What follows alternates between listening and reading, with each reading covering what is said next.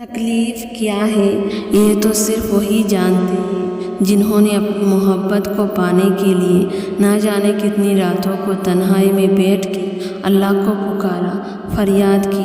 اور پتہ ہے ایسا نہیں کہ اللہ دیکھ نہیں رہا، اللہ سب دیکھتا ہے، بس صحیح وقت پر تمہیں دینا چاہتا ہے۔ جب وہ تمہاری محبت کو مقدر بنانے کے لیے ٹھان لیتا ہے تو وہ کچھ نشانیوں کو ظاہر کرتا ہے۔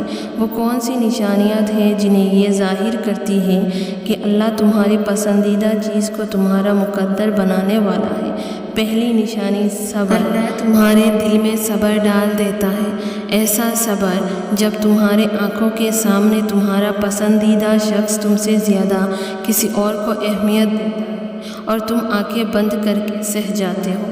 ایسا صبر جس میں تکلیف ٹوٹے دل کی طرف وہ اگلا بندہ سمجھ ہی نہیں پاتا کہ تمہارے دل میں کتنی شور چل رہی ہے، اس سے کتنی فریاد کر رہا ہے۔ اسے لگتا ہے کہ تم بدل گئے، پر وہ یہ نہیں جانتا کہ تم بدلے تو نہیں، بس تمہیں شکایت کرنا چھوڑ دیا، کیونکہ اللہ نے تمہارے دل کو صبر دے دیا ہے۔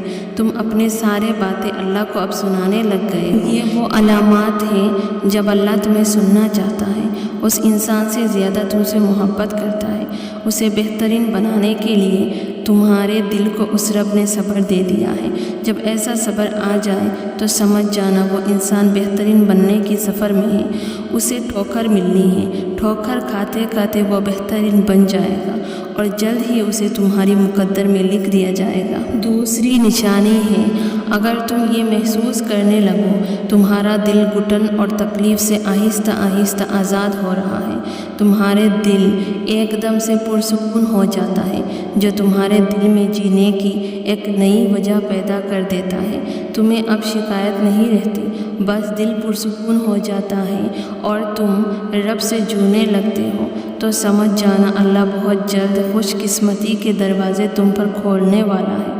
اور میرے اللہ قرآن میں فرماتے ہیں، جو شخص اپنے آپ کو اللہ کا فرما بردار بنا لے اور وہ نیک کار بھی ہو تو ان کے لیے ایسا اجر ہے جس کا صلہ کبھی ٹوٹنے والا نہیں۔ تیسری نشانی دعاؤں کی توفیق۔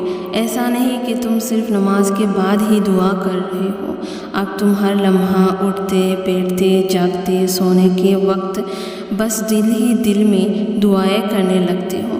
تمہیں ایک عجیب سی احساس ہوتا ہے کہ نہیں، کوئی کچھ بھی کہے دعائیں ضرور قبول ہوگی۔ یہ یقین ہے، یہ اللہ کی طرف سے ہے۔ تمہیں یہ بتایا جاتا ہے کہ مانگو، مانگتے رہو، اس وقت تک مانگو جب تک کہ تمہارے دعائیں قبول نہ ہو۔ دیر کے مطلب یہ نہیں کہ دعائیں قبول نہیں ہوگی، دیر کا مطلب یہ بھی ہو سکتا ہے اللہ تمہیں سننا چاہتا ہے، اللہ کو پسند آ گیا ہے تمہارا مانگنا۔ اور بھلا ایسا کبھی ہوا ہے جسے رب راضی ہو اس سے رب کا بندہ راضی نہ ہو؟ اللہ تم سے راضی ہے تو اس پسندیدہ شخص کے دل کو بھی اللہ راضی کر لے گا تمہارے لیے۔ یہ لمحات ہیں جب اللہ تمہارے پسندیدہ چیز کو تمہارے مقدر میں لکھ دیتا ہے۔